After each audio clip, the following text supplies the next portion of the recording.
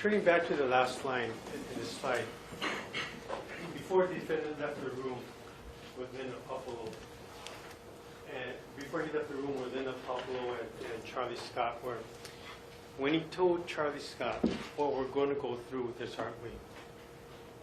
That wasn't a request. That was a reminder. And that was the demand that he expected her to fulfill. The defendant wasn't there for moral support. He was there to make sure she carried out the plan for an abortion. So you can imagine how angry he got when not only did she not carry the plan out, but she didn't tell him about it. And that's when he found out for the first time, hey, she changed my plan, is when Fiona talked to her. That's corroborated by his panicked voice. He's short of breath. And he's going through an array of emotions. Again, all of these facts corroborate and are consistent with each other. And once that anger turns into rage, ladies and gentlemen, and once he feels betrayed, and once he feels that the plan he had is no longer his plan, at that point, the defendant had a motive to commit murder.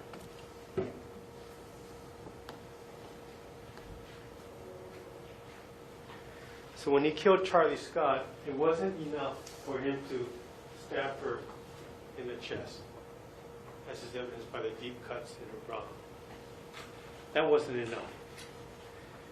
The defendant had to attack and destroy the one thing that Charlie loved the most, and that was her baby. He did not have to plunge his knife into her womb in excess of 20 times.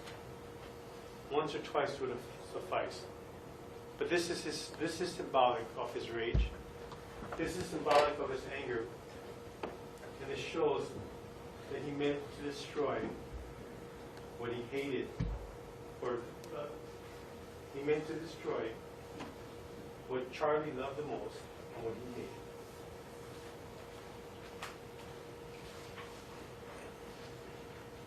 Now, in order for the defendant to get away with murder,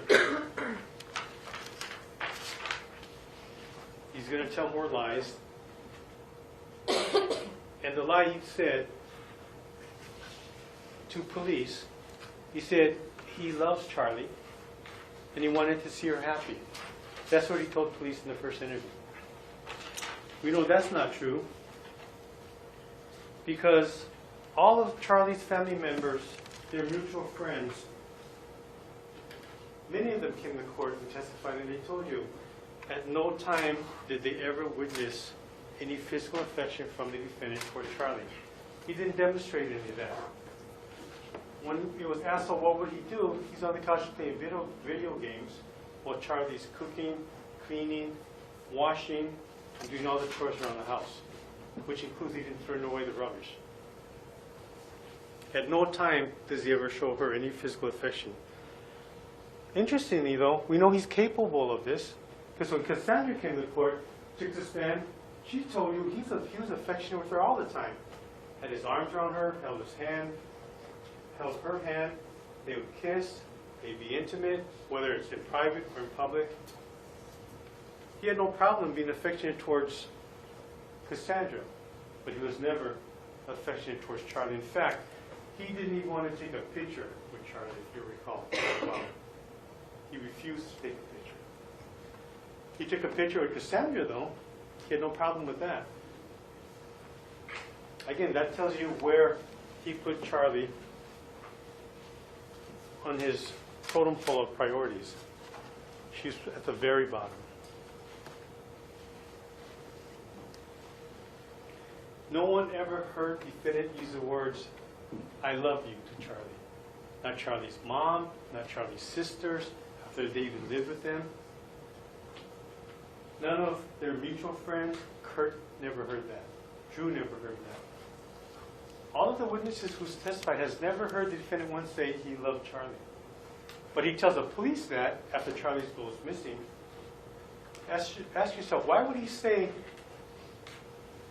Why would he not say he loved her until after she goes missing? Because he did not want to distance himself from the fact that he had a motive to kill her.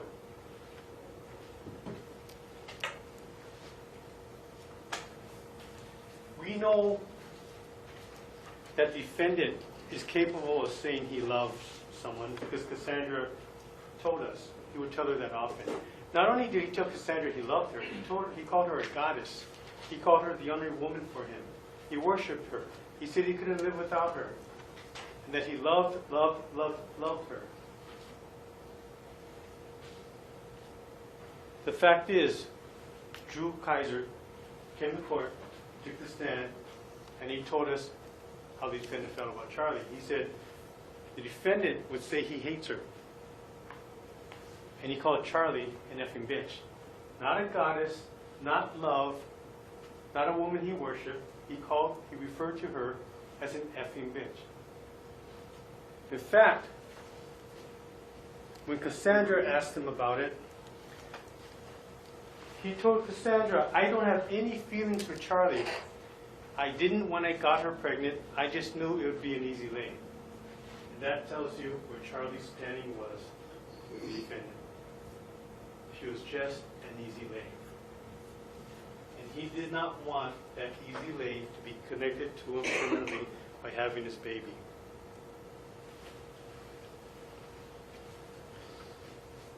All of these factors cooperate and are consistent with each other.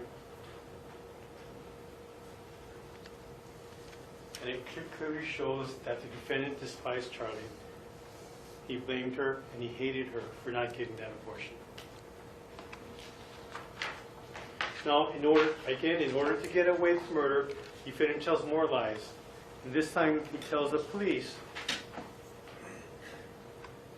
that he was concerned for Charlie's safety when he's being interviewed. Well, we know that's not true. Because the day before that interview, he's at work. And he's telling Ginseng Miller for the first time, oh, police were at my house this morning. Charlie's missing. Ginseng didn't know who Charlie was. And by the way, Charlie's pregnant with my child. They're missing. The police came by and asked me questions. And what Ginseng Miller noted at that point, the defendant wasn't acting himself. He was making a lot of mistakes at work. He couldn't concentrate. And when the state asked Ginseng, did the defendant ever express any concern for Charlie or the unborn child that he admitted was his? Ginseng said, no, he did not. In fact, Ginseng told us that the defendant seemed more concerned for himself because police had come to his house than for Charlie. Ask yourself this, why did he not express any concern for Charlie that morning?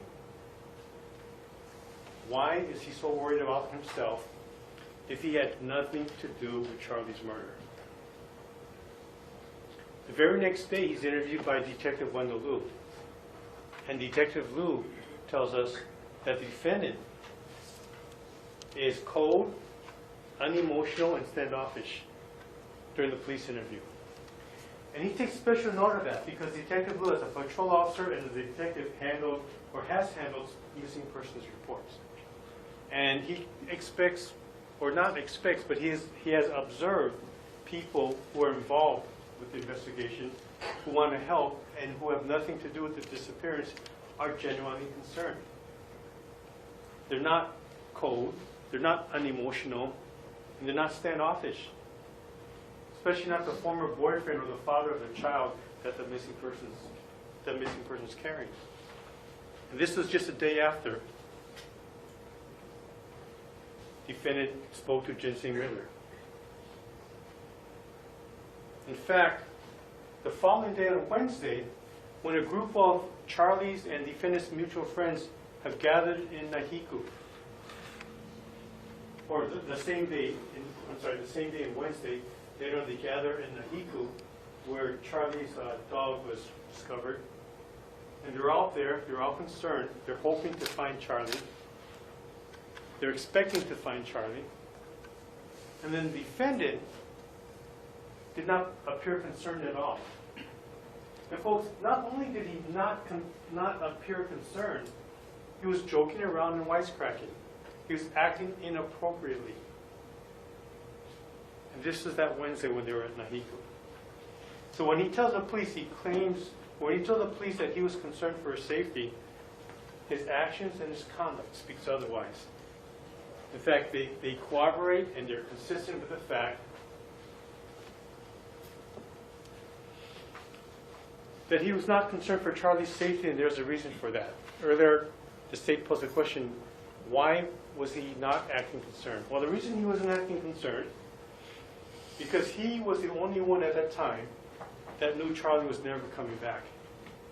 He was the only one at that time that did not have any hope, like the others did, in seeing Charlie alive.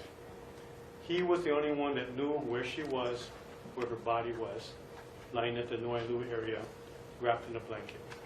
He knew she was dead, and there was no reason for him to have any concern over her. She was never, ever coming back.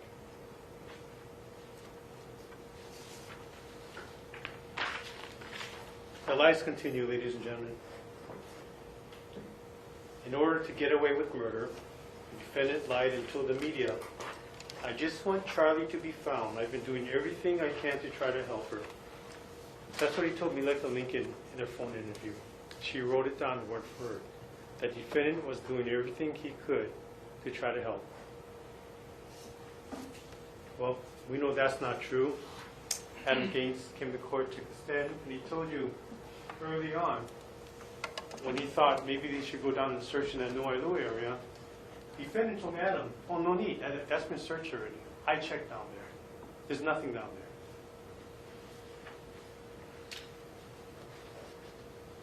When Kyle Knight, passing that Wailuku area, smelled that stench, something that was overpowering, he suggested, "Hey, we should go check down this Wailuku area." The defendant told him, "Oh, no, we don't have to do that. The family and we've checked it a lot. There's nothing down there." I think he even said something like 50 times or so. He gave a number. That's what he told Kyle Knight. No need to check down there.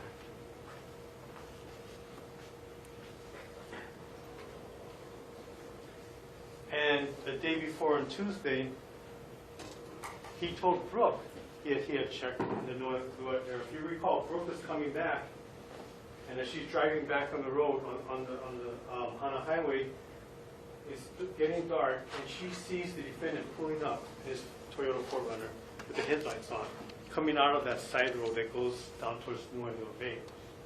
And the defendant pulls up alongside her, and he tells her, "I already checked there. There's nothing. However, if you want to come with me, we can go check again."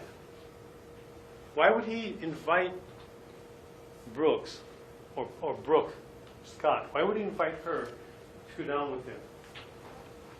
Well, when you think about it, first of all, he knew Brooke was not going to get in the car with him. They have never gotten involved. He didn't expect Brooke to get in there with him. And Brooke told you she wouldn't get in the car with him. She's not going to go down into some dark roadway with a person she doesn't like, into the dark, and right down there with him. Also, do you think, even if they went down that roadway, he's going to stop, pull over, and say, "Oh, come, I'll show you where I put her body. It's still wrapped in the blanket. Let's go take a look at it." He had no intention of showing Brooke or anyone else where Charlie was laying and what he did to her. And these facts they corroborate and they're consistent with the fact that instead of trying to do everything he could to help, the defendant was doing everything he could to prevent others from finding out what he did to Charlie. He wanted to make sure that nobody was going to go down in that area and find Charlie's body.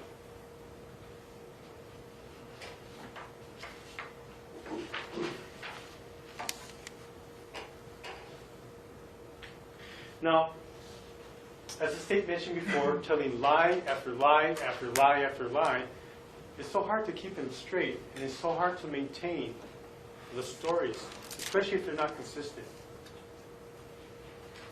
And the defendant does slip up.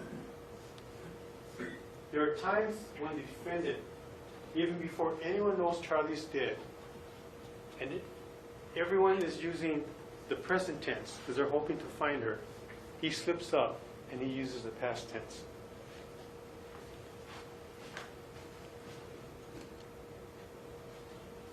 In fact, just 1 day after 2 days after Charlie is reported missing, he's interviewed at the police station.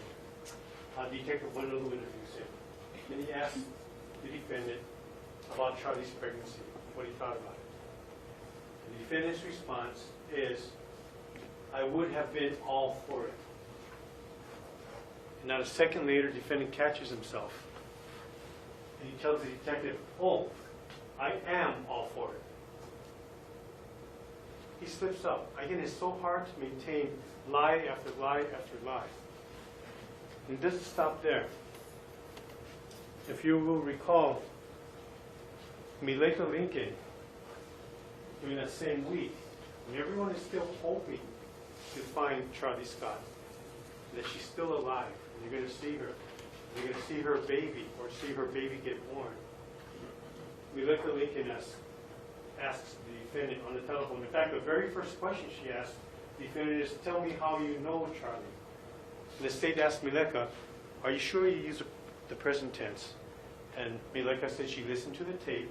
She made an accurate transcription. She wrote it out herself of what she told, of the questions she asked the defendant and his responses. She did say she used the present tense. Tell me how you know Charlie. And the defendant's response was, I knew Charlie because she was my ex-girlfriend.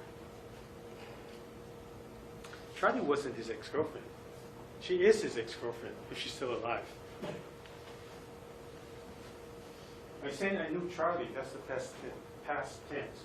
And when the state asked me, like, are you sure he used the past tense when you asked him the present tense? And she said, yes, those are his words.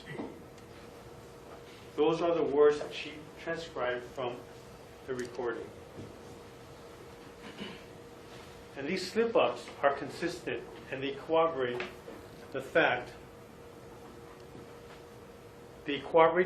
ladies and gentlemen, that the defendant is having such a hard time keeping the lies together. He's making mistakes at this point during his interviews. In fact, later that during the late morning hours, he's interviewed again by Detective Liu, and this time in the second interview, Detective Liu informs the defendant of his constitutional rights, and he tells the defendant, among one of those rights, anything you say can be used against you in court, and he makes sure that the defendant understands that right. In fact, the defendant initials that line and lets the detective know that he understands his right to remain silent and that anything he says could be used against him in court. And one of the statements that the detective makes to the defendant, you're the last person to see her alive. This is 2 days after the missing report is made with respect to Charlie Scott. Happened on February 12, 2014. Defendant, instead of saying, wait, I thought this was a missing persons report, or what do you mean? Nobody said she was dead. He says, He agrees with the detective. Doesn't try to correct him. Doesn't try to get an explanation what Detective Liu means by that. He doesn't protest that statement. He agrees with it by saying, You know, ladies and gentlemen, this might be the only time that the defendant is telling the truth. Because this is true. He was the last person to see Charlie Scott alive. And then he killed her.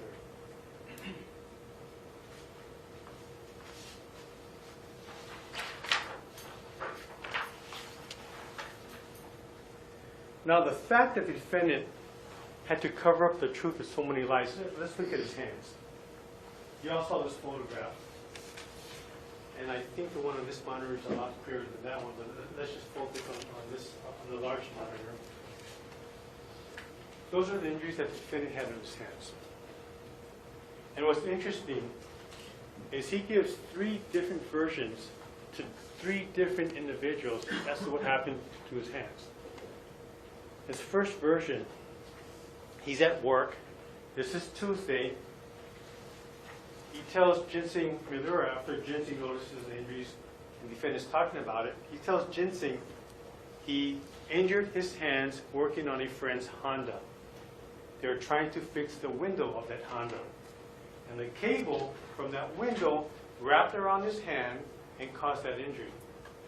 And not only did it cause that injury, it caused a significant amount of pain to the point where the defendant told Ginseng that he's lost feeling in his hand. So he didn't just say, oh, I hurt my hands working on the Honda. He gave some details. And he explained the pain and the damage caused to his hands. We know that's not possible. Ed Feitera in the court took the stand and he told us the cable to the Honda window is encased in an enclosure. So it would have been impossible for that cable to wrap around anyone's hands.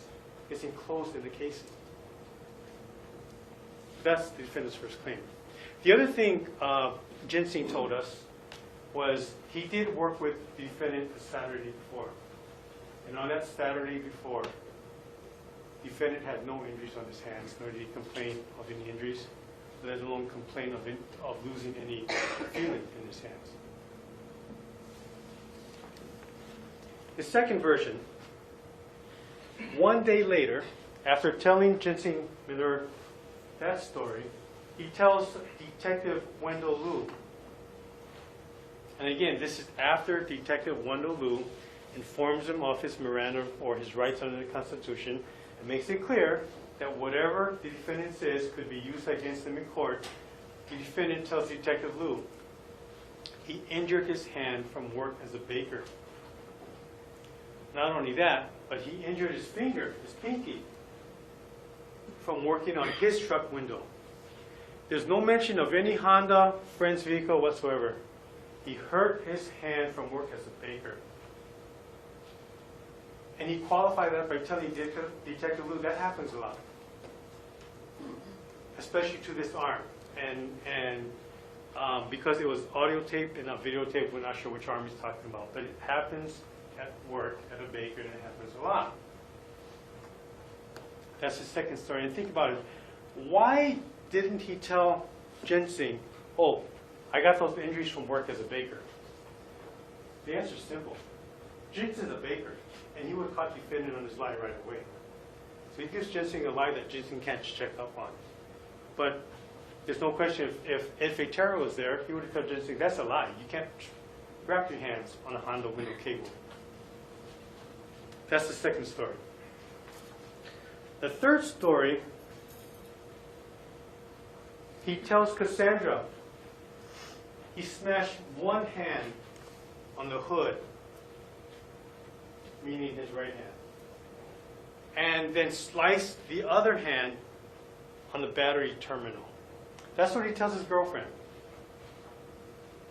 Not only does he tell her this at some later point, before that, he shows it to her. On the early, well, in her time, it's around 7 or 7:30 in the morning. Our time, Hawaii Standard Time, is about 2 or 2:30 in the morning because we're 5 hours difference during the winter time. He shows her hands, or he shows his hands to her on the monitor, lifts them up, and as he shows her his hands, she notices that the injuries that are depicted in this photograph were not as bad as the injuries she saw Monday. And she describes him, when he shows her his hands, he was kind of frantic and wound up. It was almost like somebody that had just gotten out of a car accident. She didn't ask him to explain. She didn't ask him, well, what are you talking about? But she did notice, and she made it clear, when she looked at the monitor where his hand was showing, she saw those injuries. Again, it was worse on Monday, and these pictures were taken on Wednesday. She noticed bruised knuckles and the injuries that were shown on his hands at that point. And she also, again, noticed how he was acting. He wasn't himself. Ladies and gentlemen, these 3 stories are uncorroborated and they're inconsistent. They come from the defendant. And the fact is, we may never know how the defendant injured his hand. One thing we do know is that the defendant injured his hands the night he murdered Charlie Scott. He didn't have those injuries on Saturday. Those injuries were first observed by Cassandra around 2 o'clock in the morning, Hawaii time, when he showed them to her. And again, he was acting frantic and wound up.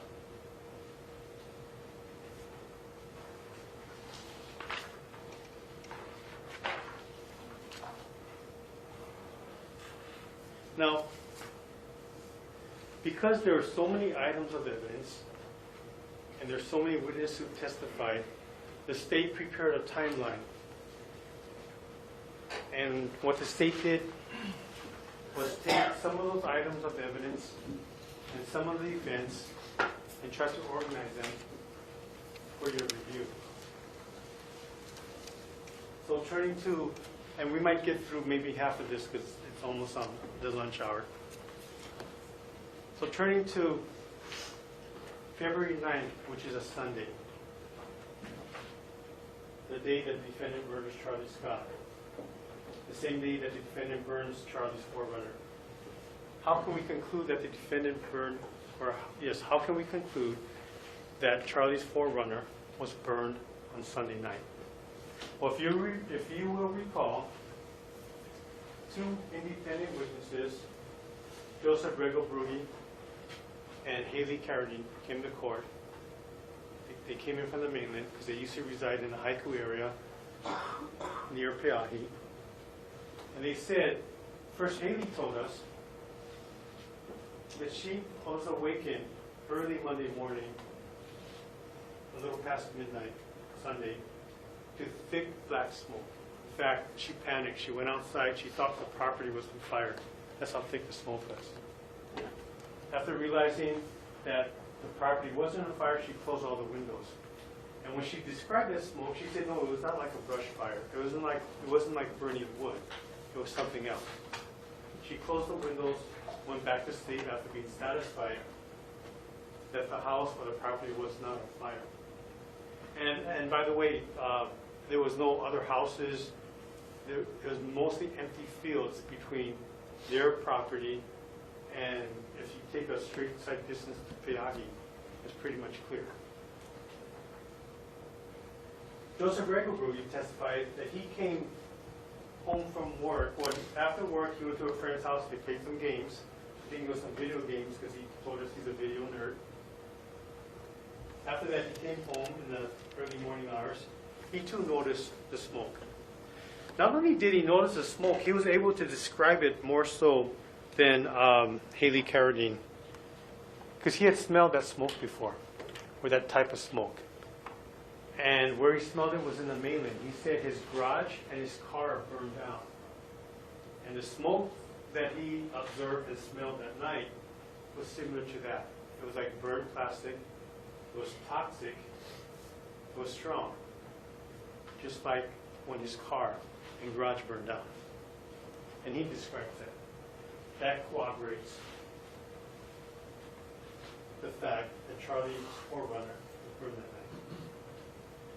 Now, the next day, the next morning, Charlie's dog, Nala, is found. And what's interesting about Nala, Nala was found at the Nahiku marketplace. And if you will recall, the Nahiku marketplace is more than 10 miles away from the Nuailua area.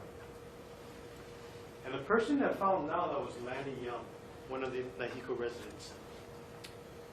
He saw Nala, and after taking Nala with him, he observed that Nala's paws, the pads on her paws, were fine. They weren't worn out. Her fur was fine. She was not all dirty. And he thought Nala was somebody's pet that lived around that area. I guess he thought it was his friend's dog at first. But because of the condition Nala was in, he assumed Nala belonged in that area. And he spent that day trying to find Nala's owner. Again, because Nala was so clean and the pads on her paws were fine, he assumed she must have come from that area. He does know what a dog's fur and pads would look like had they run 10 miles on the road.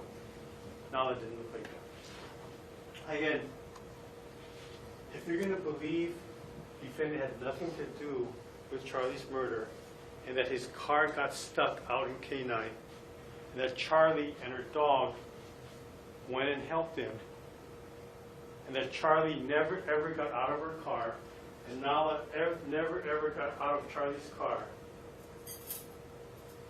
then the question is, how did Nala get to Wailuku?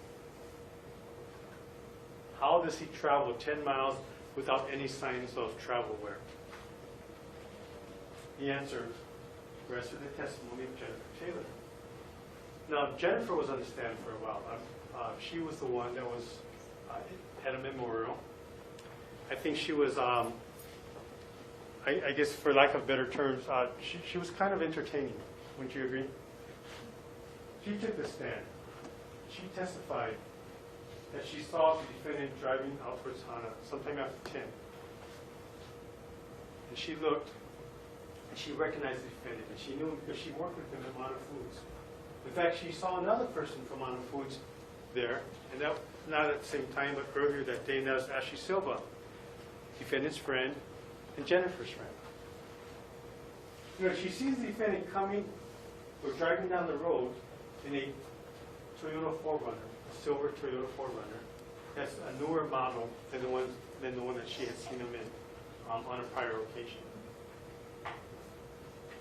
That's a reasonable explanation of how Nala got to Wailuku without having a mark or wear and tear on the pads of his paw and his fur being clean and looking untraveled.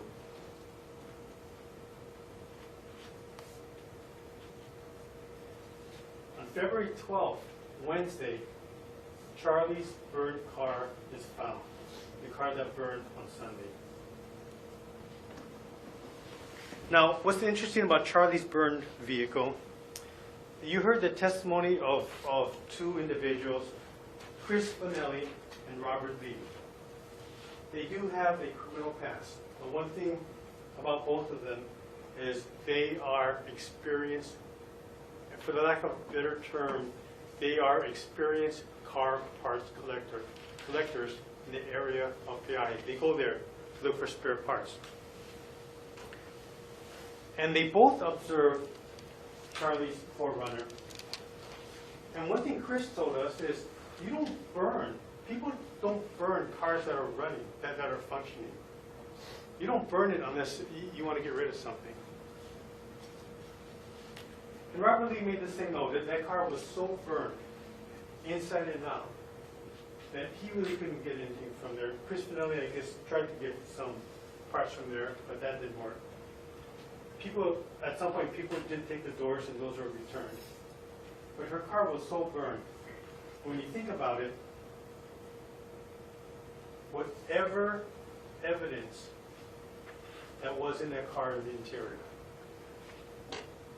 is no longer there. Why would somebody burn a perfectly running car and leave it MPI where other cars are? Not perfectly running cars, but other abandoned cars. The defendant wanted to make sure that the evidence he left behind in Charlie's car was not going to be discovered or tested or reviewed or observed by anyone. Now, the fire inspector for the Maui Fire Department, James Blando, did do an inspection of the car, and he made it clear, although he could not tell what type of accelerant or the means that were used, he made it clear this was a deliberate and intentional fire. This was no accident. It was deliberately set. He also said it was deliberately set were intentionally set on the inside by the front passenger seat and in the rear cargo area. So whoever set fire to this car didn't just pour gasoline, because all the Porsche demonstrated that, on the outside. They wanted to make sure they burned it in its totality on the inside as well, thus destroying any evidence that could have linked the defendant to Charlie Scott's murder. Now, after the vehicle was found, at that point, there was a large-scale search party made not just by citizens, but by the Maui Police Department, or especially beginning with the Maui Police Department, after the Peahi incident, or the discovery at Peahi. And that morning, as police are conducting a search beginning at Peahi and they're traveling down towards the east side of Maui, one of the things that is found by a citizen searcher is a pair of blue jeans. The pair of blue jeans is found, and it looks like it was just tossed on the edge of a cliff over the guardrail. And it's tossed on the edge of the cliff, meaning it's just lying there. It's not folded, it looks like it's tossed. When I say it's not folded, I mean it's not folded as you would do laundry and you fold your pair of pants. It was tossed, it was crumpled, and it was picked up, and it was shown the way it is in the photograph. That pair of blue jeans is the only item that the state has in evidence that tested positive for the blood of Charlie Scott. The blood stains on the pants belong to Charlie Scott. That's undisputed. The waist of the pants is waist 32, and the length is 30. Interestingly, later on that afternoon, citizen searchers, and this would be Phaedra Weiss, Max Jones, and Wally Worth, searched the Wailuku area. And the reason they're in the Wailuku area is because they believe that's where they were able to ping Charlie's phone. So they go into that area. It's it's not yet dark. There's enough daylight. They go into that area, and as they're searching, or one thing they tell us is the brush and the leaves and the vegetation is so thick, when they're 10 feet apart, they can hear each other, but they can't see each other. That's how thick it is. And as they go into the brush area, it's a little unclear who found what first, but Phaedra finds Charlie's Twilight DVD. The DVD that Charlie doesn't like, but she keeps in her car. Around the same time, as Molly's looking in her area, she finds Charlie's black skirt, because that's identified by Phaedra. And she takes a picture of it. It's underneath Charlie's blue polka-dotted maternity tank top. And we'll show a picture later on, but it's like a tank top from Gap, and it says maternity on it. She finds that. And as they're searching further, they go to a stream that's not too far away. And at that point, Max Jones smells something. And as he's going through the stream, he finds a green blanket that's identified as a green blanket that Charlie keeps in her car. And what's interesting about the green blanket is it's infested with maggots. It is infested with maggots. And as he looks further, he sees a pair of men's black jeans. And interestingly, the pair of black jeans is waist 32, inseam 30. It's a pair of men's jeans, same size as the pair of blue jeans that contains the blood of Charlie Scott. By the way, the pair of blue jeans was found approximately 5 miles away in the Wailuku area. They also find 2 rolls of masking tape, or used rolls of masking tape, and a light gray hoodie sweater, and that's depicted in the photograph. Now, when you go back into the deliberation room, all of these photographs will be available for your review. Now, those are the items that was found on Thursday the 13th. Yeah. I'm sorry. should we stop right here? That'd be fine. Thank you.